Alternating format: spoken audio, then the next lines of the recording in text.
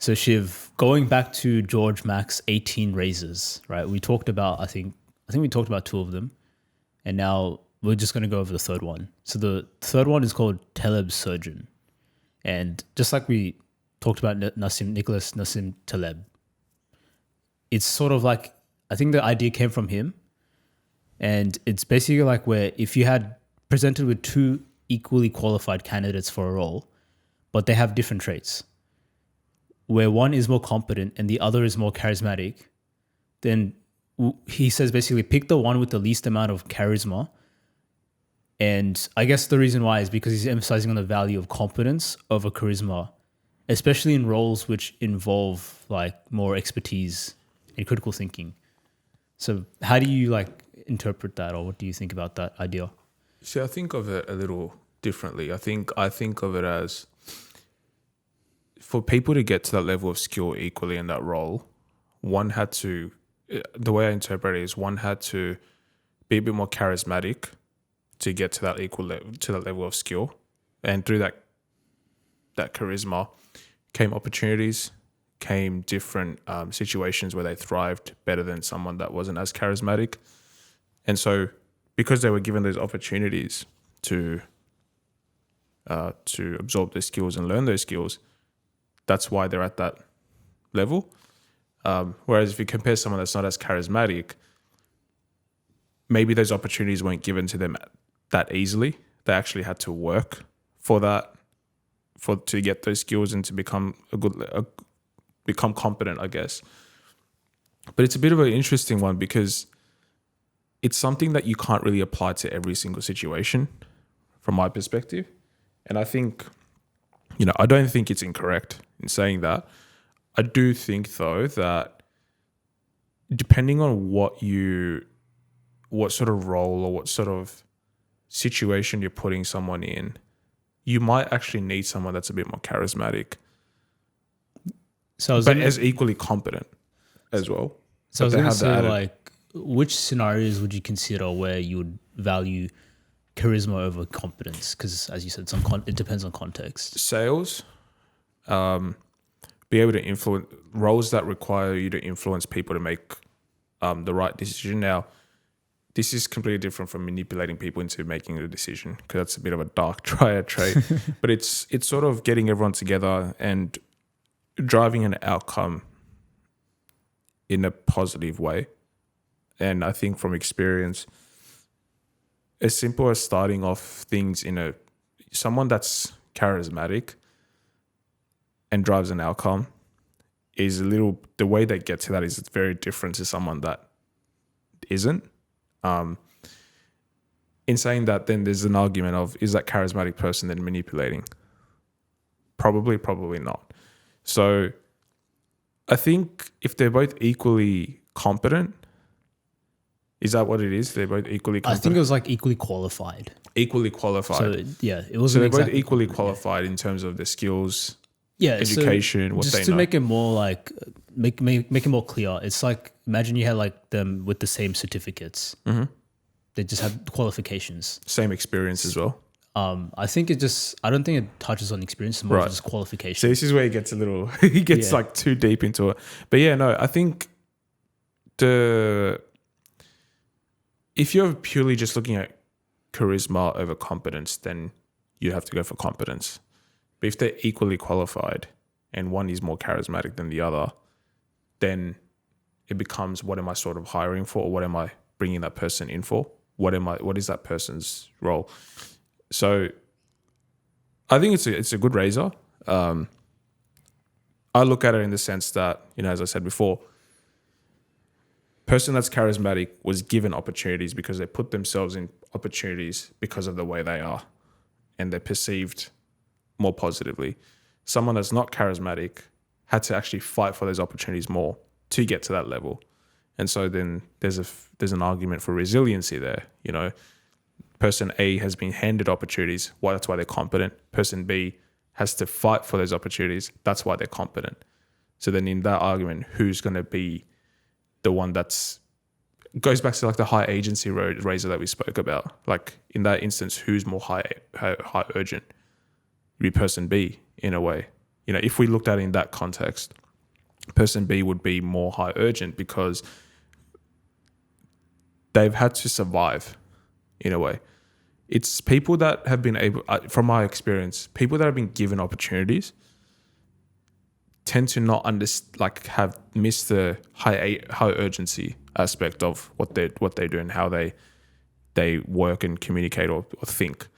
People that have had to actually survive, and I'm saying survive in a very drastic way, but I mean someone that hasn't been handed things, but they've had to go and find opportunities for themselves. And either it's networking, either it's doing the right thing, either it's exceeding in your role, either it's exceeding in your role and trying to network and trying to find opportunities that you could do better, etc. Your mindset's very different than rather than being handed. Because in the event where you have to sort of not fight, but find your way out of a problem, that person that knows how, that person that's had to go find the opportunities will know how to solve that. The person that's been handed everything will not know how to navigate through that problem. That's a very good way you put it, like combining with high agency as well. Yeah. Like, I think I agree as well with the point of it being contextual. Yeah. Because like there are times where charisma would be more valued. And I think that's why when you are hiring someone or for a role, it's like, what is the value what is something that you value, like prioritize in that case? Because like if it's like front end type of role where the client interfacing and things like that, you would probably want someone more, or leadership, you'd want someone who's more charismatic because they're able to connect with people. They understand, they have more emotional intelligence in that sense. Whereas if you're trying to hire someone where the risk, like the rate of success has to be very high and risk has to be very low, so they have to be very competent, like surgery, then you'd want someone who's more competent in that case. So I think I think with the razor, it's like you just want to be aware of context and what exactly are you what is the value here is the big question when you apply it. I agree. I think you put it really well. I agree. I think razors are great, but I think when we spoke about first principles and mental models, not all of them will apply, which was the map is not the territory, right? See, I remembered that. But it's not everything will apply in those exact situations. However, there are situations where you could apply certain aspects. I think going back to it, what is a razor? Like, are you able to define that? I've just randomly asked that question. I did not have that prepped. But people say razors and they're thinking about other types of razors. They're probably thinking about like the straight Swiss razor. knife or that one. Well, the way I think of razors in the context of critical thinking is like, well, sort of like a Swiss knife, right? You have Swiss knife, which has many types of tools and they're very easily accessible and you're able to just on the fly, like do activities based on whatever your purpose is, whether it's to like screw something or whether it's to like cut something or whether it's to whatever your purpose is, whatever your reason is, you have those tools that are easily accessible and shortcut basically. So the thing about razors is like they are heuristics, like shortcut methods of ways of thinking and making decisions very quickly on the fly, and they're specialized for certain types of scenarios or situations. So like for example, this one would be more for like, it would be more applicable for this type of context based upon what your values are, whether you're hiring for someone who's competent or whether you're hiring for someone who's charismatic. So I think with razors, it's like a shortcut way of thinking and being able to make decisions, and that each of them have different specialties and strengths and knowing when to use them, especially because you're not going to use like a knife to screw something. Yeah, that's true. Yeah. You could, but you might cut yourself in the process. Yeah. So it's like just understanding exactly with the map is not the territory, their strengths and weaknesses when they're applicable. And the biggest thing is like first principles. What are you trying to solve here? Why are you doing it? What is your value? What is your purpose? What is your goal? And then knowing when to use what. Because then, I think it just helps in decision making, because then you don't end up also falling into the trap of like, did I make the wrong decision? And you end up regretting, and then, or you get analysis paralysis, which happens a lot, where you have so many decisions and choices, you don't know where to go. Analysis paralysis. That's an interesting. That's the first time I've heard of that. That's that's an interesting one, because that so you've got too many problems, Too many options. sorry. Like, go to like, you know, probably 50 years ago, there's only a few toothpastes. Now you go, there's like 10, 15 different ones saying, oh, low, I don't know, like it has different flavor, bubblegum flavor. And some other one has like some other feature. It's like, oh, which one do I pick now? I will say I like the kids' toothpaste. You know, the Colgate little gel ones. They taste so good. They actually do. You eat them? Well, I haven't eaten it, but like, you know, when you brush your teeth with it, it's actually quite No, nice. I get what you're saying. Do you know what I mean? It's actually really, it's quite nice. It's a nice taste. But there's another Colgate one that's just too bitter. Do you like your mint ice cream then? No, I don't. I don't like mint ice cream at all. Although I've been roasted for eating liking salted caramel ice cream before. I don't know why. No, that's a good one actually. I don't know why you'd get roasted for that. Yeah, I've got a few friends that roasted me for, you know, Duo, the ice cream place in Stratford. Oh, yeah. I got salted caramel. Like, it's so basic. I'm like, yeah, well, that's how it is. Let's, do you have an example of Taleb surgeon and how it's applied? Yeah, I guess like it's quite funny. It's literally the scenarios was like hiring a surgeon. Let's do it. So I'm hiring. Cool. Right, so we're gonna go with James and Charlie because it's just easy as names to remember. Why not like Rajesh and Rahul? Okay, for inclusivity, we'll have Rajesh and Rahul. That's too hard to remember, man. We'll have Rajesh. How many doctors are brown, Asian? What? No, we'll get Charlie and James and Charlie. James All right. and Charlie. So imagine you have two candidates on paper. They're equally qualified for a role, and in this case, we're hiring a surgeon. One candidate is charismatic. So let's just say James. He's charismatic, charming, persuasive. And the other one is competent in skills, but lacks charisma. So this is Charlie. Yeah, James. Yeah, sorry. James is the charisma one. Charlie is the competent one. Yeah. So who would you pick for this role, surgery? For a surgeon. What sort of surgeon?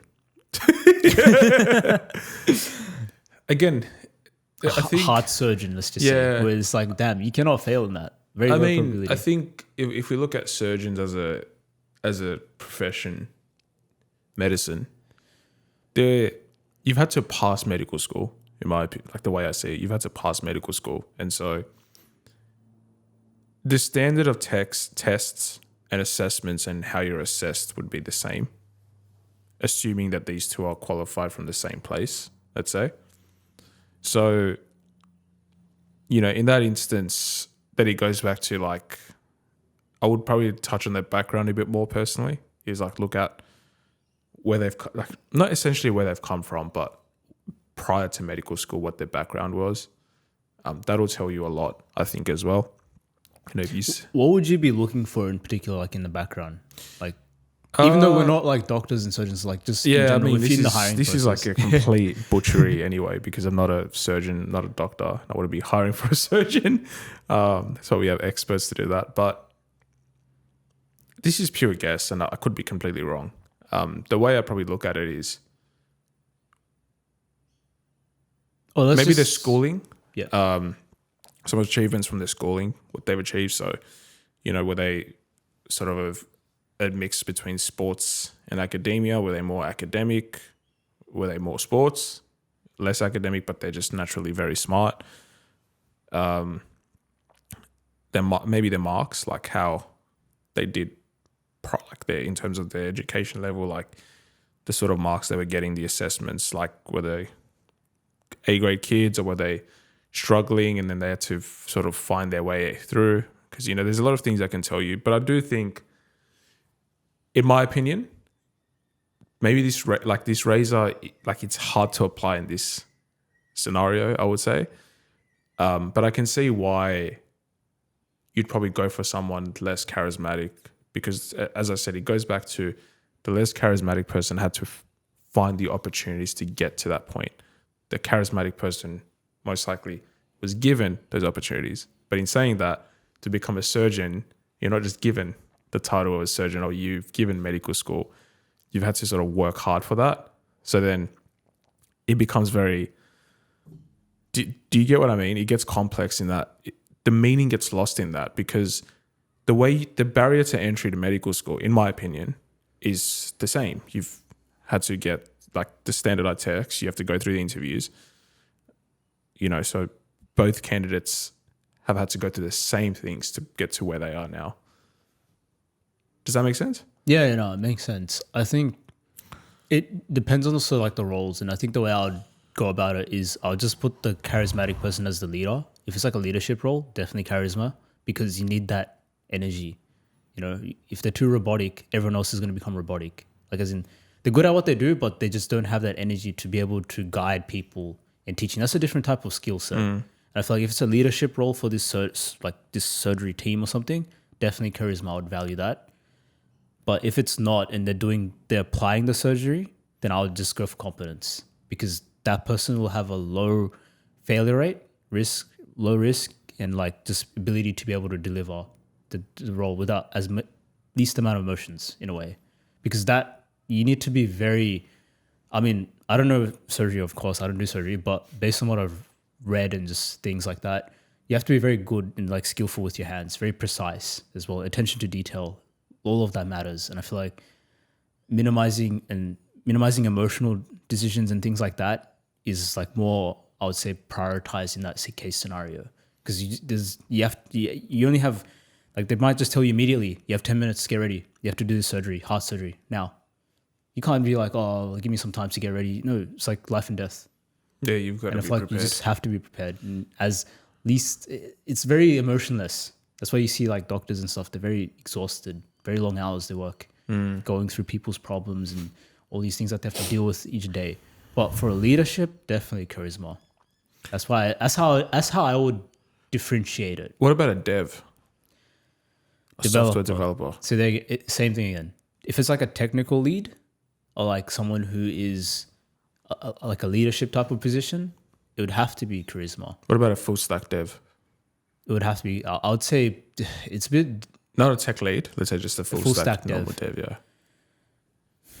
That's also does depend on context, because one thing is, it's obviously competence is obviously important, but I think a lot of the problems devs have is the inability to be able to ask questions, clarify their thinking, understand why they're doing things. And with charisma, right, comes with communication and interpersonal skills that are very strong. And I think that's what we lack as devs. Like the inability to be able to communicate, understand why we're doing things, what we're doing. Because we're very, in some ways, we can be very robotic. We get to the evaluation reasoning very quickly, it's a solution-oriented mindset. Straight away jump to the solution. But it's like, no, we got to step back and think, like, what are we solving? Why are we solving this? And things like that. And I feel like it's very difficult in the full stack one, because you would probably value competence more, but there's also the compromise of, where the dev is so competent, but because their lack of interpersonal skills, they end up building a Ferrari, which cost millions of dollars when you just wanted a Toyota. And all it took was just communication. So it's a very difficult one. I think it's very difficult. You need a team where you definitely need a mix of charisma and competence. But if I was to pick one of the two, it's very, very hard. Very hard. That's what she said. Yeah, no. I think I would value competence. And I think I could eventually teach them, or you can teach them or guide them the charismatic part of how to be interpersonal skills and communicate better. So I would value competence. But if it's leadership, 100% charisma. Definitely. That's how I would go about it. Fair. What about yourself? What would you say for a dev? A technical I would go competence personally, but I don't know that fully. I can't answer that with 100% conviction of that. But the way you brought it up and said the interpersonal skills and asking the right questions, yeah, it's a gap. Big gap. And I think it can be delegated, right? You have BAs and other types of roles that are going to be more prioritized with competence because, charisma. If there's clients, stakeholders, discussions, communication, you need to have charisma. You need to be able to have good relationships with clients, customers, and things like that. And you know what? I'll say this. People that have more charisma have the most amount of leverage in any in a company. Why do I say that? Because they have good relationship with clients and customers. You can change your brand and everything. The thing that remains is the relationships you have with the customers. If you have good relationships and relationships with customers and clients, it doesn't matter. You can change your brand. You can go to zero, but if as long as you maintain that, they'll still be your client and customer. That's why I say they have the most amount of leverage and power in that like hierarchy, I would say. Because they're directly dealing with people that are, obviously paying them but make and up funding them. but are the important core group of important people that helps the brand or the business succeed. No, yeah, obviously you need the developers and stuff to develop those things and produce those things. But I'm saying like they have the most amount of leverage in that sense. It's like if I was to give like an analogy, Right. it's like you have a tree, you have the root, then you have the trunk, and you have the branch and the leaf. So if I was to describe the hierarchy of the team, I would say like the ones that directly deal with the customers, and that's probably like maybe like the stakeholders that deal with those directly would be, I would say, at the trunk sort of level, because there are executives and CEOs and stuff like that who are the root. And then the stuff that is like the leaf level is like UI developers or probably branch like tech developers, because you can replace them at any moment of time. But you can't. But it's very hard to replace someone who's built up 10 years worth of hundreds of customers and clients. Because if they're gone, then that customer's gonna be like, I don't want to deal with you guys anymore because I like that guy I was with. I feel comfortable with him. When you change that, now it's like you've affected almost everything else. Now that you don't have the customer anymore. Yeah. That's why I'm saying they have the most amount of leverage. And it's probably in 48 Laws of Power, maybe. I'm not sure. What's this razor right here? It's What would not, you name it? it's not really What's a this razor. tree?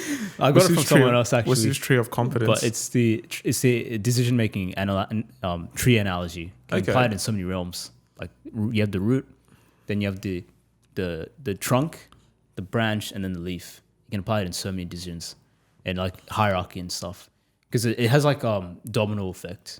If the root gets damaged, then the entire tree is useless.